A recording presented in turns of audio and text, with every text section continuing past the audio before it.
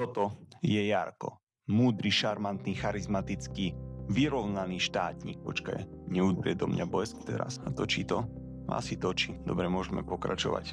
Jarko nepredáva politický program. Jarko predáva pomstu.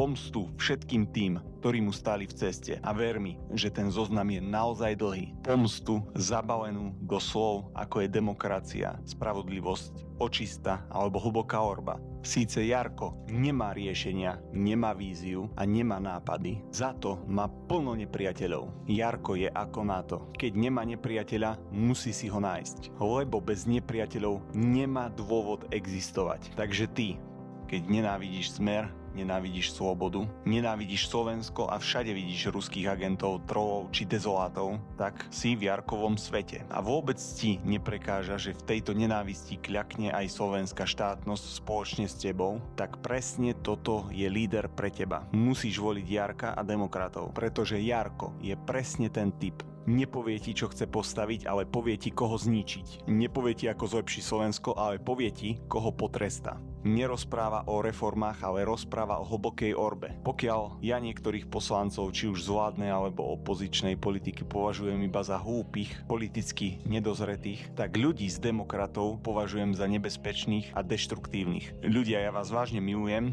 a milujem čítať vaše komentáre, takže otázka pre vás, kde sa v Jarkovi berie toľko nenávistí a prečo je pomsta jeho hlavná téma? Čo si myslíš? Komentuj, zdieľaj. Budem iba rád.